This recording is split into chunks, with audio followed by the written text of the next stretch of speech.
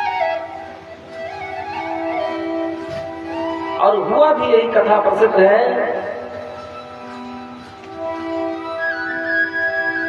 और देखा जाए तो हम सब भी ज्यादा सुरुचि माने मनमानी कर सुनीति को किनारे कर देते।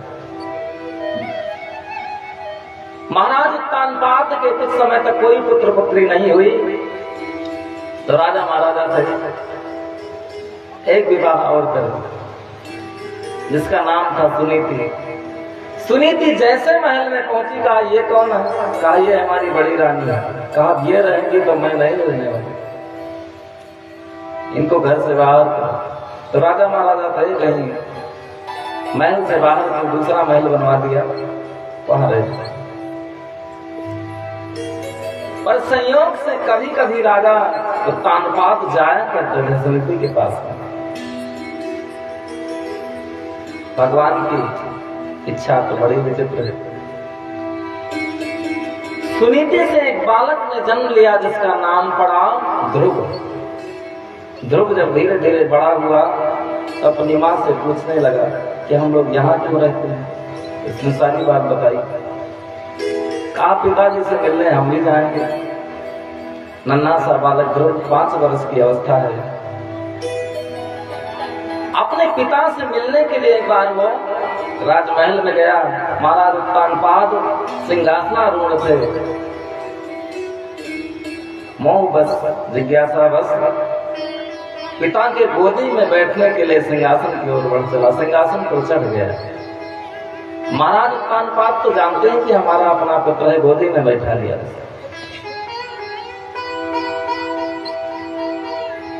और जैसे सुनीति ने देखा, सुरुचि ने देखा कि तुरंत धक्का मार दिया, उसे धकेल दिया सिंहासन, नीचे गिरा दिया। कहा ध्रुव तुम्हें सिंहासन पर बैठने का कोई अधिकार नहीं। कहा क्यों मां? कहा इस सिंहासन पर ऐसे नहीं बैठ पाओगे। कहा कैसे बैठो? कहा जाओ पहले भगवान की तपस्या करो और तुम्हारी तपस्या से जब भगवान प्रसन्न हो वरदान देने को कहे तो ये वरदान मांगो कि हे प्रभु हमारा जन्म सुरुचि माँ के गर्भ से, जब तुम्हारा जन्म हमारे गर्भ से होगा तो तुम्हें इस गद्दी पे बैठने का अवसर देगा। ध्यान दें, सुनीति ने भगवान और भक्त दोनों का अपमान कर दिया है। कोई भगवान की आराधना करता है, पूजा करता है, इसलिए कि हमें गर्भ में न जाना पड़े, क्योंकि गर्भवास समम दुखम न भूतो न भविष्यति। गर्भ की निंदा ही है कब तक? जब तक जीव गर्भ में होता है। और गर्भ की स्तुति कब होती है? जब भगवान गर्भ में आते हैं। पर सुरुचि कहती है कि जाओ तुम तपस्या करो। तपसाराध्य पुरुषम तत्सेवानुग्रहेण में गर्भे तुम साधयात्मानं यदिच्छसि नृपासनं। भगवान जब तुम्हें वरदान दे प्रसन्न होगे कि तुम्हारा जन्म हमारे गर्भ से हो तो तुम बैठ पाए। बहुत कष्ट हुआ आराध्य जी का। ऐसा नहीं माख गया वो नन्हा सा बालक, मारा तो नहीं लेकिन मरने से ज्यादा वेदना हो गई होगी। कभी कभी कोई बात लग जाती है किसी समय पर। अब विशेषकर बाल्यावस्था बालकों का तो मन निर्मल होता है। उन्हें माया बने से क्या मतलब? उन्हें क्या मालूम कौन दुश्मन है कौन हमारा मित्र है। नन्हा सा बालक है, वो अग्नि को भी नहीं जानता कि हमें जला देगी, उसके पास में भी दौड़ता है।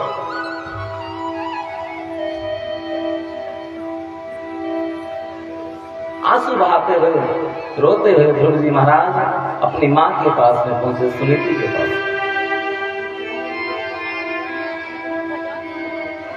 माँ के पास में पहुंचे, कहा माँ मैं गया था आज पिताजी के पास में,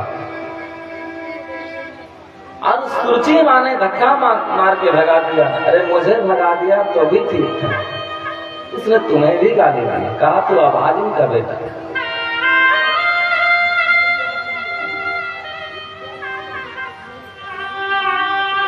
माता सुनीति ने कहा बेटा मैं अपने आप को कब भाग्यशाली समझती हूँ। ये बात कहा और क्या कहा,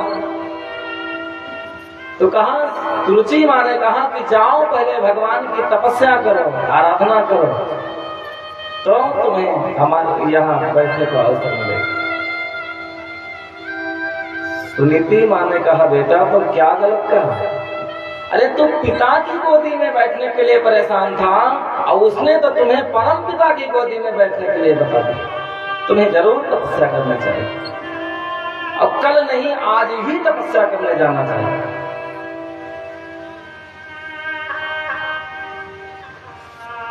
ध्रुव जी ने कहा तो मैं जाऊंगा मां तपस्या करने, पर भगवान मिलेंगे कहाँ ढूंढने जाऊं उन्हें। माँ ने कहा ध्रुव बेटा ध्रुव भगवान कहाँ नहीं है, वो तो सर्वत्र है, जहां तुम पुकारोगे वहीं वो प्रकट हो जाए।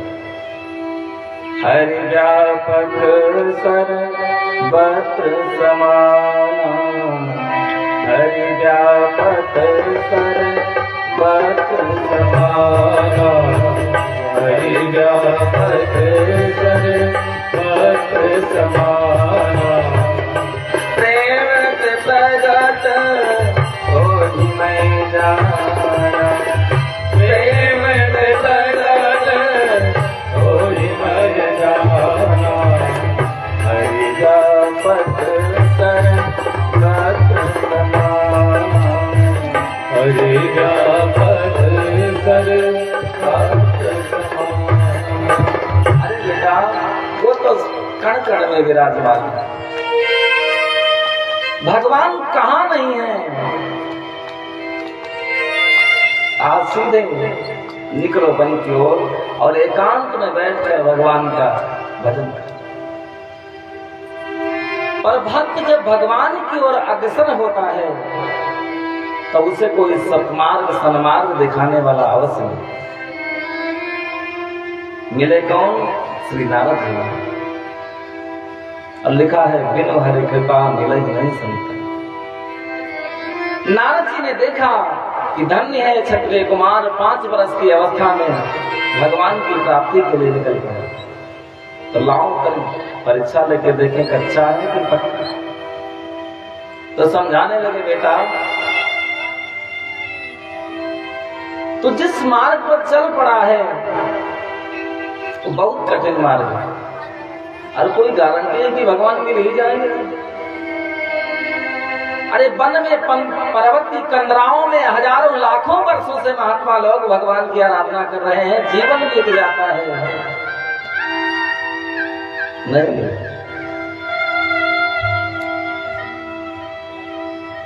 बहुत प्रकार से समझाया बेटा तुम्हारी उम्र अभी खेलने कूदने की है, जब बड़े हो जाना तो भगवान का भजन करो। अभी तो बालक हो, कहीं कोई शेर आ जाए कोई भालू आ जाए कैसे बचे। ध्रुव जी ने कहा नारद जी से नारद जी महाराज हमारे मन में तो ऐसा विचार आता है कि आप नारद जी हो ही नहीं सकते। कहा कैसे? कहा जब भगवान कण-कण में है तो क्या शेर में भगवान नहीं? शेर हमारा क्या बिगाड़ेगा? नारद जी ने बहुत समझाया, बहुत ज्ञान उपदेश दिए और अंत में ध्रुव जी ने कहा महाराज आपके उपदेश तो अमृत के समान है, पर कोई चलनी में दूध दुहे गाय का तो क्या दूध टिकेगा। आपके वचन तो अमृत के समान है, अमृत बूंद निकल टपक रहे हैं, पर सुरुचि मां के वचनों से मेरा हृदय छिद गया है। इसलिए आपका ये अमृत हमारे मन में टिकता नहीं। आप तो यही बताओ कि भगवान मिलेंगे कैसे। बोलो भक्तवत्सल भगवान की। नारद जी ने जब देख लिया कि लौटने वाले में से नहीं, इसकी तो सच्ची निष्ठा है, तो नारद जी ने मंत्र बता दिया और ध्यान करने की सारी विधि बता दी कि ऐसे ऐसे भगवान का भजन करो। तपस्या करना है तो धीरे धीरे अपने शरीर को कसौटी पे लाना चाहिए। ऐसा ना हो कभी एक बार देव का दशमी व्रत नहीं किया और निराजल रह गए इकट्ठे, तो शास्त्र भी करा दे सकते। महीनों का संकल्प ले लिया, मैं महीनों भर अन्न नहीं खाऊंगा, वही सारी बात ध्रुव जी महाराज को नारद जी ने सिखा दिया और मंत्र दे दिया, ओम नमो भगवते वासुदेवाय, इसी का जप कर, और बता दिया कि जाओ मधुबन में जहाँ भगवान का नित्य निवास है, यमुना जी के तट पर वही गोविंद का ध्यान करो, मेरा आशीर्वाद है, भगवान की कृपा जरूर हो।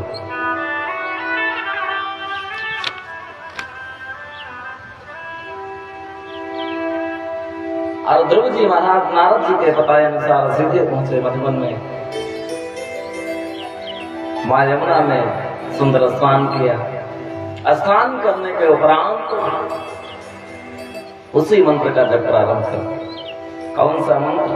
आइए हम लोग भी इस मंत्र का जप कर लेते हैं। ओम नमो भगवते वासुदेवाय, ओम नमो भगवते वासुदेवाय, ओम नमो भगवते वासुदेवाय, ओम नमो भगवते वासुदेवाय, वासुदेवाय प्रभु वासुदेवाय, वासुदेवाय प्रभु वासुदेवाय, वासुदेवाय प्रभु वासुदेवाय, वासुदेवाय प्रभु वासुदेवाय, ओम नमो भगवते वासुदेवाय। ओम नमो भगवते वासुदेवाय। ये मंत्र जब चल रहा है, भागवत में वर्णन है कि तेरा क्रांते कपित्थ मदरासन। 3 दिन तक कुछ फल फूल जल नहीं खाते और 3 दिन में फलाहार करते। 1 महीना तक ध्रुव जी महाराज का ये नियम चला। 3 दिन बाद फलाहार भजन करते। दूसरा महीना आया, ओम नमो भगवते वासुदेवाय, ओम नमो भगवते वासुदेवाय, ओम नमो भगवते वासुदेवाय, ओम नमो भगवते वासुदेवाय। दूसरे महीने में अपनी साधना और कठोर कर दी। क्या वर्णन है? द्वितीयं च मासं खस्ते खस्ते भगोदय। दूसरे महीने में 6 दिन पर क्या खाते हैं? तृण तृणादि, केवल वृक्षों के पेड़ के पत्ते खाते, फल भी छोड़। 6 दिन तक फिर चल रहा है वही मंत्र। तीसरा महीना लगा तो अपना नियम और कठोर कर दिया। 9वें हरि 9 दिन तक कुछ नहीं खाते, न फल न पत्ता। और 9 दिन में क्या लेते हैं? मात्र जमुना जी का जल 1 बार पीते हैं वो। और भजन चल रहा है, वासुदेवाय प्रभु वासुदेवाय, वासुदेवाय प्रभु वासुदेवाय, वासुदेवाय प्रभु वासुदेवाय, वासुदेवाय प्रभु वासुदेवाय। ओम नमो भगवते वासुदेवाय, ओम नमो भगवते वासुदेवाय।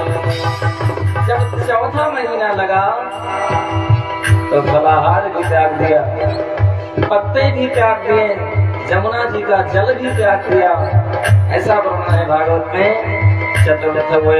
चतुर्थमपि वै मासम द्वादशे घड़ी। चौथे महीने में 12 दिन में केवल एक बार श्वास लेते हैं, बस वायु आहार का, और भजन चल रहा है। ओम नमो भगवते वासुदेवाय, ओम नमो भगवते वासुदेवाय। और जब 5वां महीना लगा महाराज तो हट कर दिया। इनका मन भगवान में ऐसा लगा कि अपने प्राण वायु को ही रोक दिया भगवान के सामने, श्वास लेना भी बंद कर दिया। एक योग क्रिया है, उस विधि को नारद जी ने बता दिया। श्वास भी रोकी तो लोग जिंदा रह सकते हैं, योगी लोग। ये तो भगवान के भजन में मत, भगवान के ध्यान में ऐसी स्थिति बनी कि श्वास लेना भी ध्रुव जी महाराज भूल गए। और जब ध्रुव जी की श्वास बंद हुई तो चराचर जगत में जितने भी जीवधारी थे सबकी श्वास बंद हो गई। और जब श्वास बंद हुई तो जीव जंतु, नर नारी, पशु पक्षी, यहाँ तक कि देवता, यक्ष किन्नर गंधर्व नाग किन्नर सब के सब छटपटाने लगे। श्वास नहीं ले पा रहे तो कैसे जीवन चलेगा। भगवान से सभी देवता ब्रह्मा जी के पास में गए, कहा महाराज हमारी रक्षा करो। कहा हमारी भी वही गति है, पर ये क्यों है मुझे तनिक भी नहीं मालूम। सब लोग पहुंचे भगवान नारायण के पास।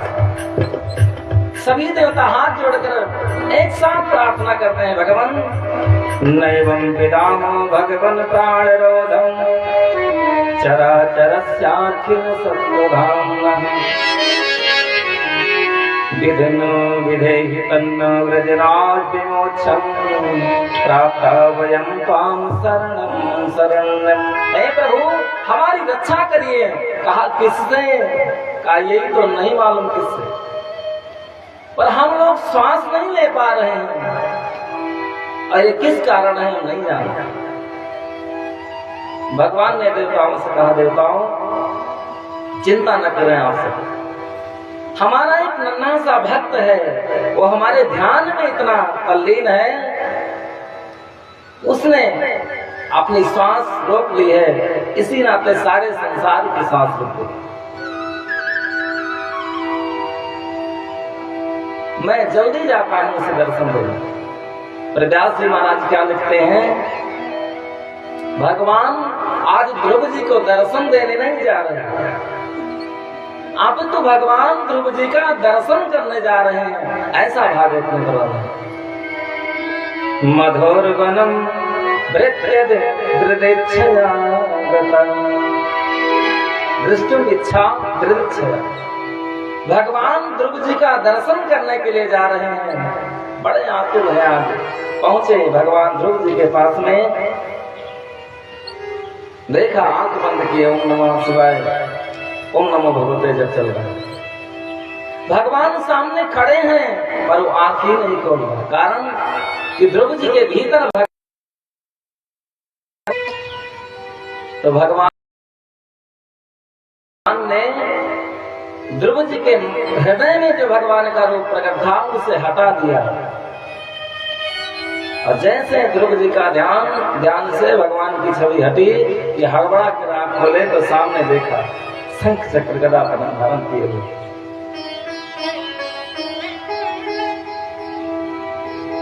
और ध्रुव जी के सम्मुख भगवान खड़े हैं। आज वो जगत का मालिक भगवान ध्रुव जी के सम्मुख खड़ा है। ध्रुव जी मन में विचार करते हैं कि मैं ये तो पूछना ही भूल गया मां से कि जब भगवान प्रकट हो जाए तो क्या करना चाहिए।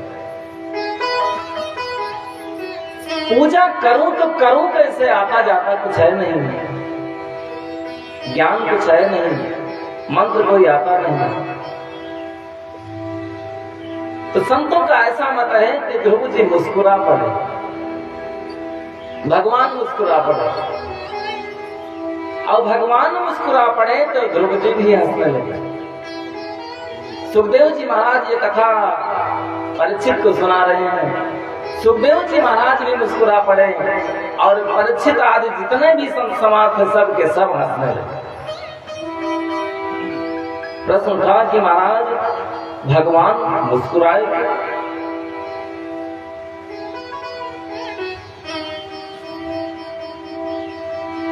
तो कहते हैं भगवान इसलिए मुस्कुरा पड़े कि मेरे सन्मुख जो भी भक्त कभी आया, मेरी आराधना की, प्रार्थना की, तो कुछ ना कुछ पाने के लिए। यहाँ तक कि हमारा तो स्वभाव बन गया है, मंदिर में जाएंगे, अगरबत्ती लगाएंगे तो लिस्ट लेके जाते हैं, हमारा ये काम हो जाए, वो हो जाए। और ये कैसा भक्त है कि मुझ दीनानाथ के आगे कुछ बोल ही नहीं रहा, कुछ मांग ही नहीं रहा।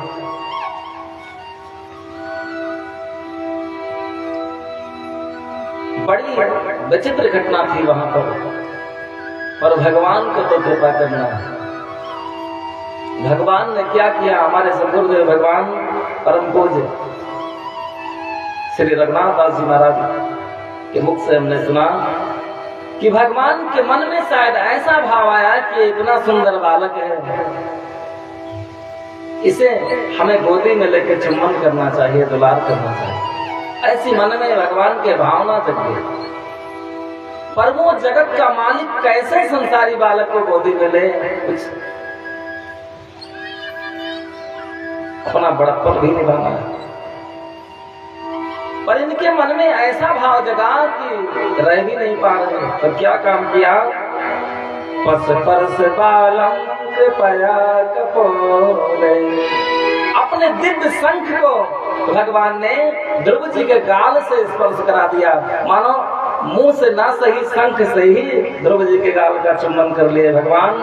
और जैसे भगवान के शंख का स्पर्श हुआ महाराज ध्रुव जी के गाल से, कि संपूर्ण वेद वेदांत याद हो गया।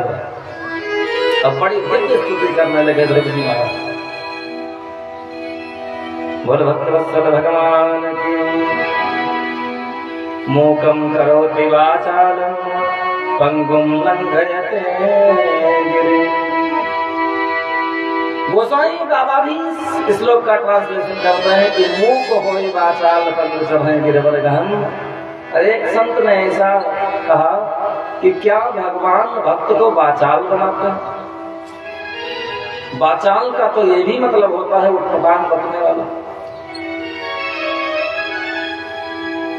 पर यहाँ ये संकेत नहीं, वाचाल का मतलब है वाचा अलंकरोति। भगवान जब कृपा करते हैं तो उसकी वाणी को इतना सुंदर बना देते हैं कि वो बोलेगा तो शास्त्र सम्मत ही बोले। बोल भक्तवत्सल भगवान की। बड़ी सुंदर स्तुति करते हैं कि प्रभु योऽन्तः प्रविश्य मम वाचमिमां प्रसुप्तां संजीवयत् किल शक्तिधरा सुधाम्ना। हे प्रभु, आपने हमारी सोई हुई वाणी को जगा दिया। आपके चरणों में बारंबार प्रणाम है।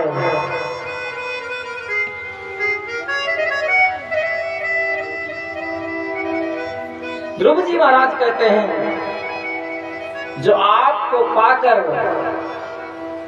आपके प्रेम को न मांगकर संसार का वैभव मांगता है, मेरे दृष्टि में वो बहुत अच्छा नहीं है। भगवान आज इतने प्रसन्न हैं, ध्रुव जी को बार बार कहते हैं बेटा ध्रुव कुछ मांगो। ध्रुव जी ने कहा प्रभु आपका दर्शन करने के बाद मन में कोई अभिलाषा ही नहीं है, मैं क्या मांगू आपसे। पर भगवान तो सर्वांतर्यामी हैं, सब जानते हैं। भगवान ने कहा ध्रुव जी जाओ, हमारा आशीर्वाद है, तुम मांगे बगैर रह नहीं सकते, तो मैं दिए बगैर जाऊंगा नहीं। तुम पिता की गोदी में बैठने के लिए आए थे, हमारा आशीर्वाद है कि जाओ 36,000 वर्ष तक चक्रवर्ती सम्राट बनकर राज्य करो, उसके बाद में तुम्हें परम पद ध्रुव लोक की प्राप्ति हो।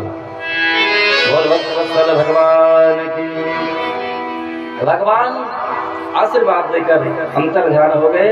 और भगवान जब चले गए तो ध्रुव जी को लगा कि मैं तो ठग लिया। ये भगवान को पाकर हम राज लेकर संतुष्ट हो,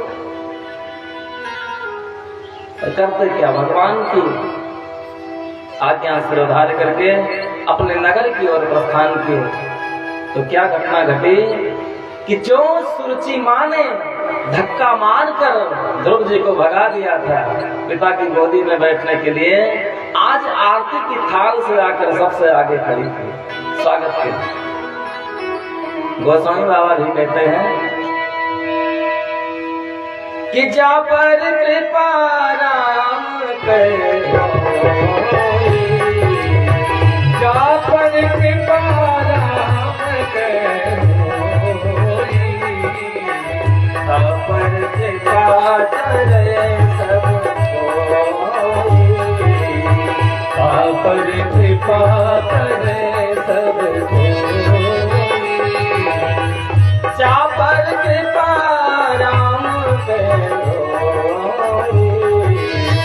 जा पर कृपा राम करो, पर कृपा करे सब कोई, पर कृपा करे सब कोई। और भक्तवत्सल भगवान की और खूब सुंदर स्वागत हुआ ध्रुव जी महाराज का नगर में। माता पिता का है कि आनंद का आज पारावार नहीं सुनीति मां। तो भगवान को धन्यवाद देती कि धन्य हो प्रभु, हमारे नन्हे से बालक पर आपने इतनी बड़ी कृपा। ध्रुव जी महाराज राजगद्दी पर विराजमान हुए और इनकी जो सौतेली माँ थी उसके भी एक बेटा था जिसका नाम था उत्तम, और वो कुछ उड़न था। एक बार उत्तम का झगड़ा यक्षों से हो गया और यक्षों ने उत्तम को मार दिया। महाराज ध्रुव जी को पता चला तो बहुत बड़ी भारी चतुरंगड़ी सेना लेकर यक्षों पर चढ़ाई कर दे रही। और ध्रुव जी ने जब चढ़ाई की तो हजारों यक्षों का संहार कर डाला इन्होंने। बड़ा भयंकर युद्ध हुआ। तो आकाश मार्ग से इनके बाबा जी प्रकट हो गए। ध्रुव जी के बाबा कौन है?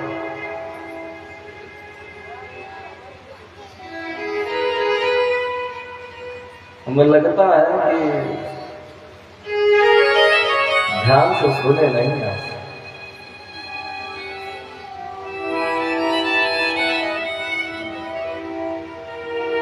चार से महीने की बात नहीं, कल की ही चर्चा है कि मनु और शत्रुपा के 5 संतान है, 3 बेटी और 2 पुत्र। पहले आप उनके पुत्री का चरित्र सुन रहे थे, अकुति, देवहूति और प्रसूति, और अब उनके पुत्र का चरित्र सुन रहे हैं उत्तानपाद। तो उत्तानपाद के पुत्र हैं ध्रुव जी। तो इनके बाबा कौन हुए? महाराज मनु। मनु महाराज आकाश मार्ग से प्रकट हुए। कहा बेटा ध्रुव, ये भगवान के भक्तों का मार्ग नहीं है जो तू कर रहा है। भगवान के भक्तों का मार्ग है कि सबसे प्रेम करना। तुम्हारा भाई यदि उत्तम था तो क्या यक्ष लोग भाई नहीं? वो भी तो तुम्हारे भाई ही लगे।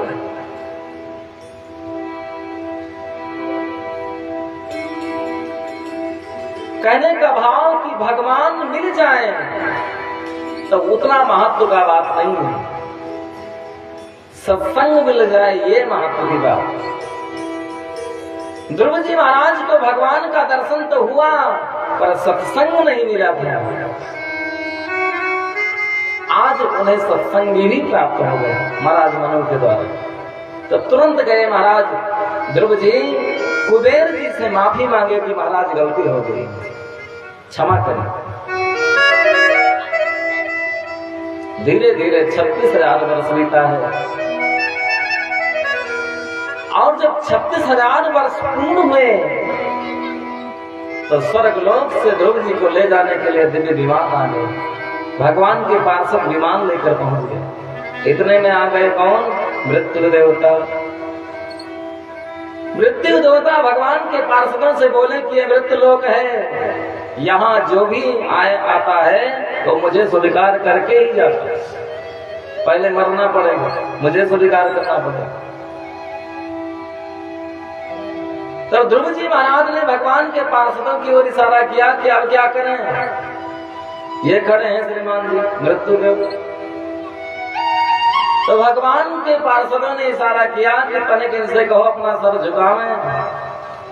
और जैसे मृत्यु देवता सर झुकाए कि पार्षदों ने कहा इनके सर को सीढ़ी बना के विमान में बैठ जाए। मृत्युर्मूर्धनिं पदं दत्त्वा आरुरोहाजमुखं ग्रहम्। भक्ति में वो शक्ति है कि मृत्यु के सर पर भी पैर रखकर भक्त भगवान के परम पद को प्राप्त कर लेता है। आज वही हुआ। मृत्यु के सर पर पैर रखकर ध्रुव जी महाराज विमान में बैठे। विमान चल पड़ा पर ध्रुव जी महाराज प्रसन्न नहीं। विमान चलने के बाद में इनके याद आया कि अरे माता जी छूट गई। जिन माता ने हमें सद्मार्ग दिखाया, ज्ञान दिया, उनके कहने से हमें भगवान की प्राप्ति हुई, उन माता जी को तो मैंने विमान में बैठाया ही था। भगवान के पार्षदों ने कहा भैया ध्रुव क्यों चिंतित हो, कहा माता जी को छोड़ आएगा।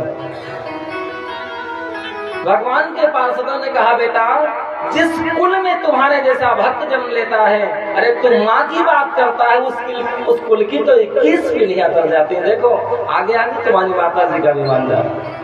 तब ध्रुव जी महाराज प्रसन्न हुए और ध्रुव लोक को प्राप्त किया। ध्यान से देखा जाए तो ध्रुव जी महाराज ने प्रेम से भगवान का भजन नहीं किया था। बात नहीं फिर आ गई पहले। ध्रुव जी ने गलानीवश भगवान का भजन किया था। तभी तो हमारे गोस्वामी बाबा कहते हैं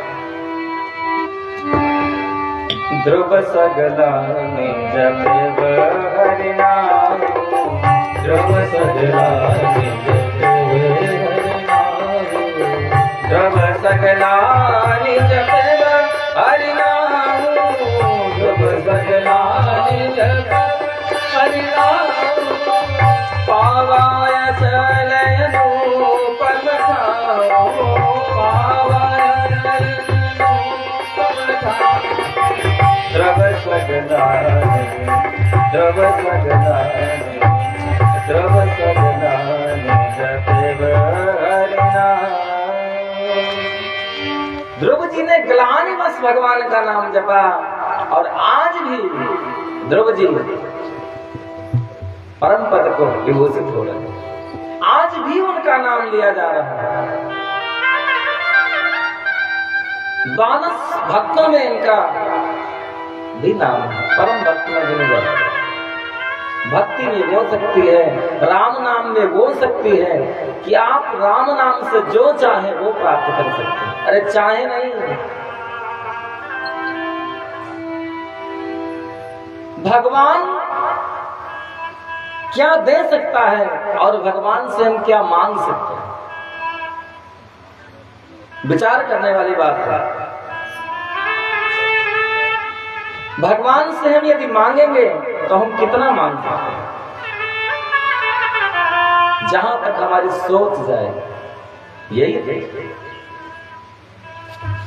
और हमारी सोच कहां तक जा सकती है? ज्यादा से ज्यादा हम भारत का राष्ट्रपति बनना मांग लेंगे, प्रधानमंत्री बनना मांग लेंगे, और क्या मांग सकते हैं? 10-20 फैक्ट्री लग जाए ये मांग लेंगे।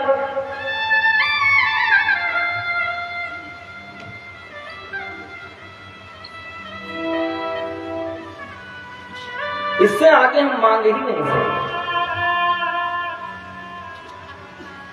और जिससे हम मांगेंगे वो कितना दे सकता है इसकी कल्पना करिए। वो क्या नहीं दे सकता।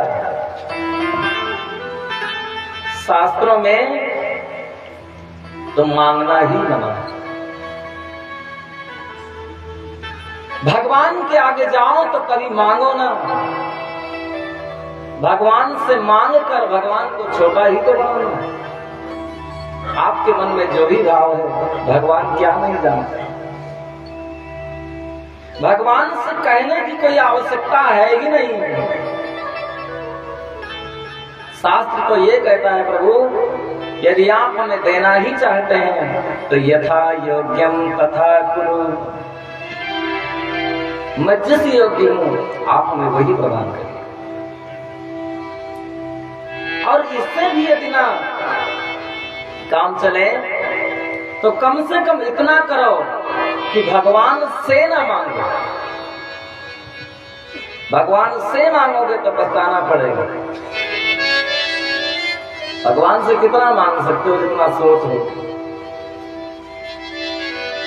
यदि मांगे बगैर नहीं रह सकते तो भगवान से नहीं मांगना ही है तो भगवान को मांगो।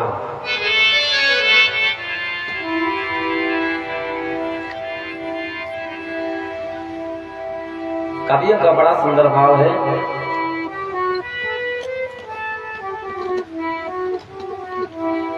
कि राम को मांग ले मेरे प्यारे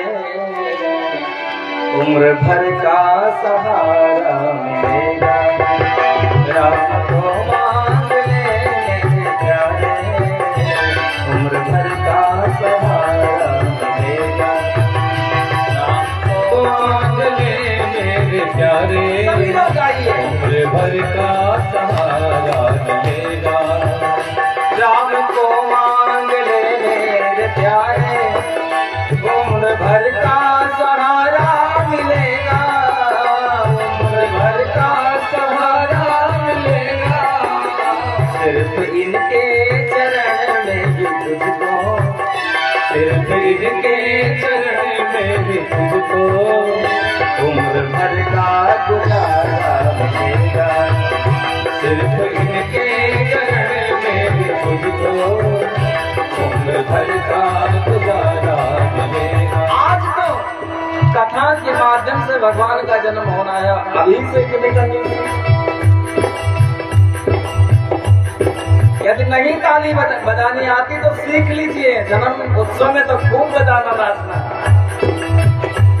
हाथ ऐसे नहीं उठाया जाता। भगवान ने हाथों में ताकत दी है तो पूरा हाथ उठा के ताली बजाइए। राम को मांग ले मेरे प्यारे राम को मांग ले मेरे प्यारे उम्र भर का सहारा मिलेगा। उम्र भर का सहारा मिलेगा।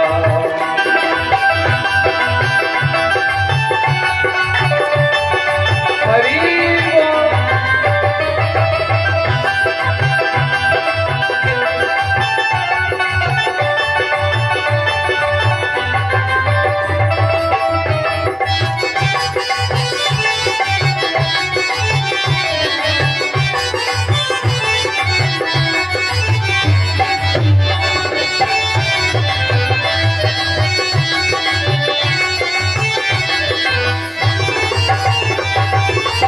कितना तो हाथों से ले सकेगा। यदि मांगोगे भी भगवान देंगे आपको आपके मांगने के अनुसार तो दो हाथ से कितना ले पाओगे। कितना दो हाथों से ले सकेगा। और सहस्र दीर्घा भगवान के तो हजारों हाथ। जब वो हजार हाथ से देने लगेगा तो कितना संभाल पाएंगे। कितना दो हाथों से ले सकेगा। देने वाले की है लाख वाले देने वाले की है लाख वाले। कितना दो हाथों से ले सकेगा। देने वाले की है लाख वाले देने वाले की है लाख वाले। इनका दामन पकड़ के तो देखो इनका दामन पकड़ के तो देखो इनका दामन पकड़ के तो देखो। तो देखो कृष्ण माता नजारा मिलेगा, कृष्ण माता नजारा मिलेगा। राम को मांग ले मेरे प्यारे, राम फल का सहारा मिलेगा। राम को मांग ले मेरे प्यारे, उम्र भर का सहारा मिलेगा।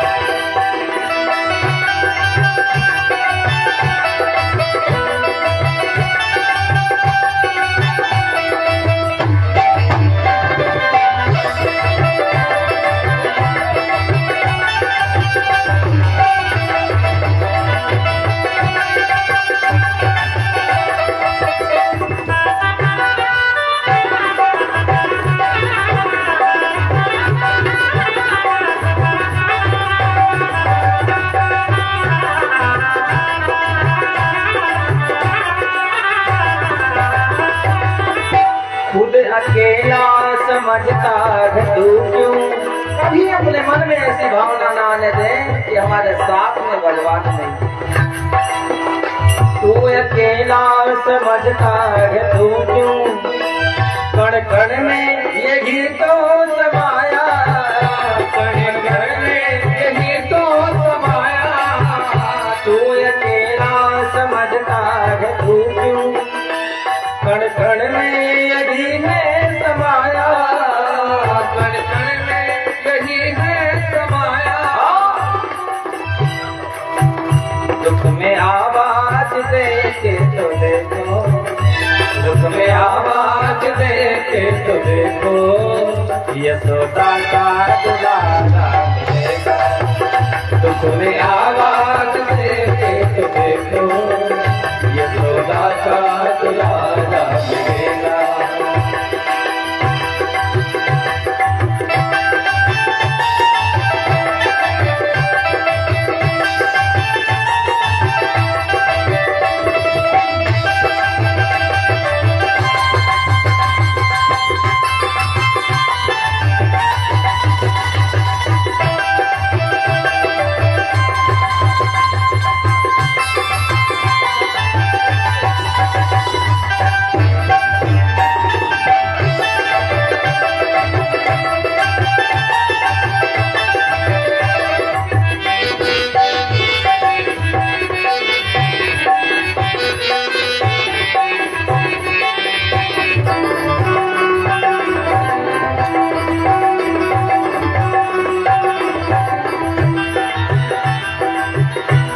भगवान से मांगने से अच्छा है कि भगवान की दिव्य छवि को ही अपने आप में बसाएं। जहाँ हमारी नजर जाए, जहाँ हमारी दृष्टि पड़े, हमारे मन में ऐसी दिव्य भावना जगे कि भगवान का दर्शन।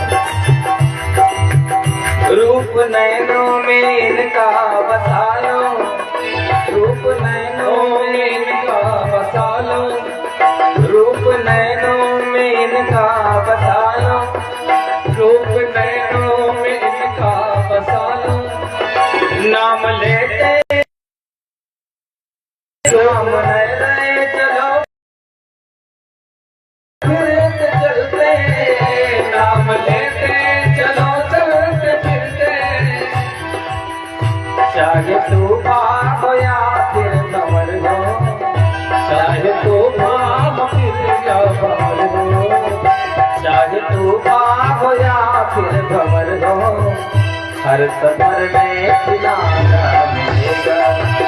चाहे तूफान हो या फिर भंवर हो, हर सफर में किनारा मिलेगा। सिर्फ इनके शरण में भी तुझको, सिर्फ इन पर गुजारा मिलेगा। सिर्फ इनके शरण में भी तुझको उम्र भर का गुजारा मिलेगा। राम को मांग ले मेरे प्यारे, उम्र भर का सहारा मिलेगा। बोलिए भगवान की जय, श्रीमद् भागवत महापुराण की जय। अब इसके आगे की चर्चा तनिक हम सूक्ष्म विधि से सुनेंगे, क्योंकि भगवान का भी कराना। चरित्र तो अनंत है भगवान के, हरि अनंत हरि कथा अनंत। ये कथा महीनों तक चले तो भी कथा पूर्ण होने वाली है।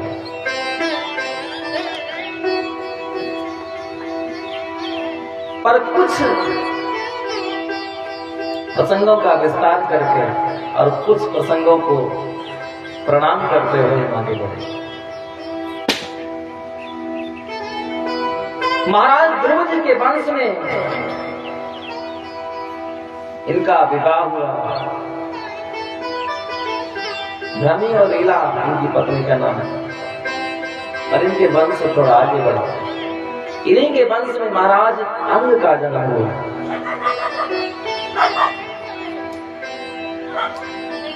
महाराज अंग तो बड़े धर्मात्मा थे, पर इनका जो बेटा था बेन, वो बहुत नास्तिक था।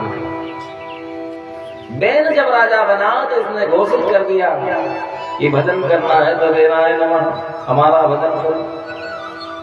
हवन करना है तो वेराय स्वाहा, हमारे नाम से आहुति डालना। महात्मा लोगों ने आपस में विचार करके इसे समझाने का प्रयास किया। महाराज, जगत के ईश्वर तो भगवान है, अब तुम्हें पढ़े के पद मिल गया कि भगवान का ही आदर करना, और इसने उल्टा सीधा करना प्रारंभ कर दिया। और यहां तक कहा कि देहे भवति नृपते सर्वदेव मयो निर्भर। एक राजा के शरीर में समस्त देवताओं का वास है। संतों ने बहुत समझाया पर कोई ऐसा नहीं। तो संतों को तनिक क्रोध आ गया, और क्रोध में जोर से डांट दिया बेन को। मारा नहीं,